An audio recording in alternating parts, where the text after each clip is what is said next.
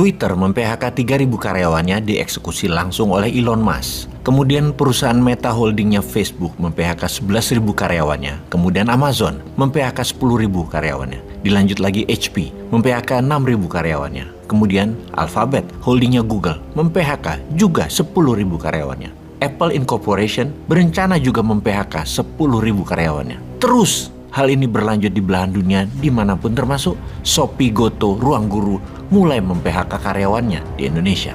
Akan terjadi banyak pengangguran karena efek PHK ini sudah diramalkan sejak 6 bulan yang lalu di berbagai media dan dilakukan oleh banyak pengamat. Sekali lagi, saat ini mulai terjadi.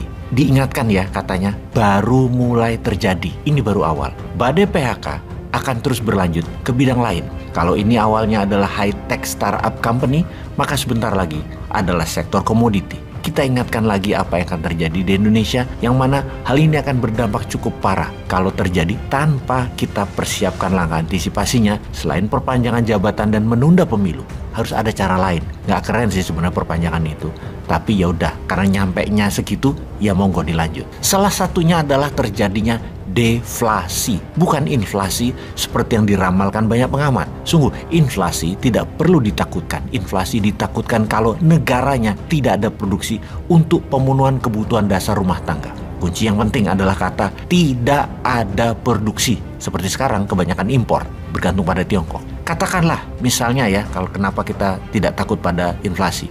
Katakanlah misalnya inflasi 50%, artinya harga telur tadinya Rp20.000 sekilo, sekarang jadi Rp30.000 sekilo. Itu inflasi namanya. Lalu menyelesaikannya dengan bagaimana? Dengan meningkatkan produksi. Apa yang dimaksud dengan peningkatan produksi? Misalnya, seorang ibu penjahit bisa menjahit 3 potong baju sehari. Yang dimaksud dengan meningkatnya produksi adalah kalau dalam sehari dia bisa membuat 10 baju, maka produksinya meningkat 20%. Dan sektor UKM itulah dengan printing money kita bantu. Kalau MMT, produksi yang meningkat 200% tidak akan pernah takut pada inflasi 50% sekalipun. Inilah yang akan terjadi kalau di tahun depan produksi tidak meningkat. Artinya bukan inflasi jadi yang ditakutkan negara kita, yaitu stagflasi. Stagflasi tidak akan pernah selesai dengan memberi BLT atau create demand, tetapi bisa selesai dengan meningkatnya produksi di skala massal agar barang jadi murah. Kita kembali dulu ke deflasi, penurunan harga. Deflasi ditakutkan oleh negara produsen atau negara penghasil.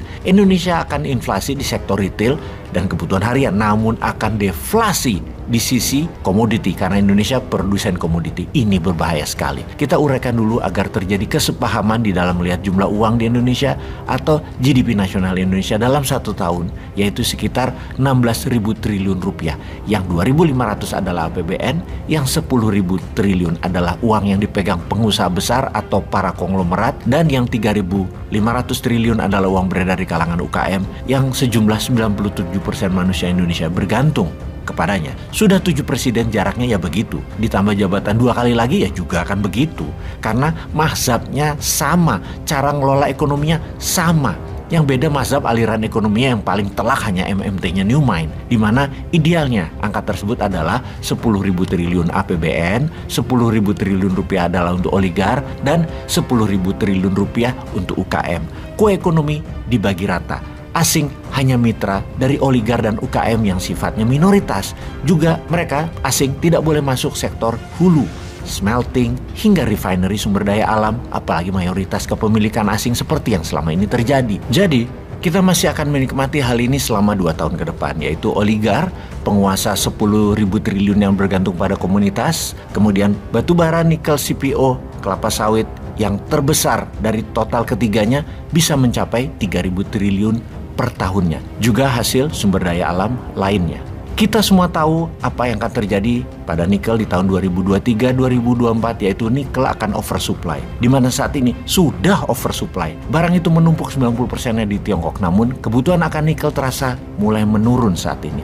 Batu bara terlihat naik permintaannya saat ini, namun hanya sementara karena selama musim dingin Eropa saja kebutuhan meningkat karena efek gas Rusia. Menjelang bulan Maret 2023 ke sana, harga batu bara akan menukik tajam karena oversupply. Begitu juga sawit, harganya akan menurun karena kebutuhan dunia akan minyak nabati sudah banyak disolusikan oleh negara lain dengan corn oil, sunflower oil, dan lain sebagainya.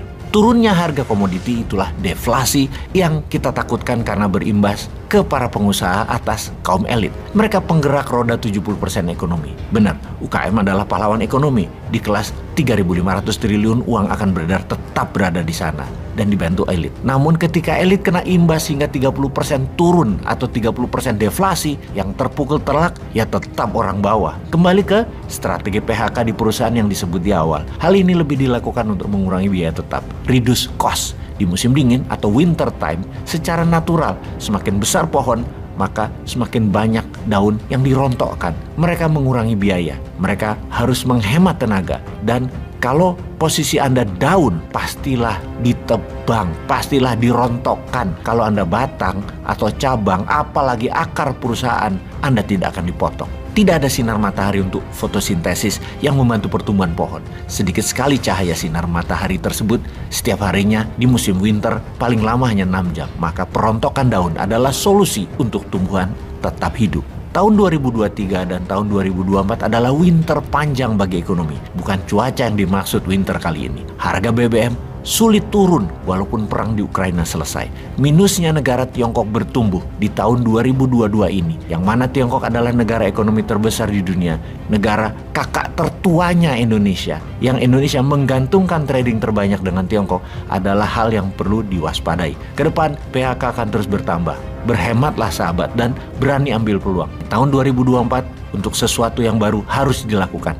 Jangan biarkan tidak ada perubahan terjadi.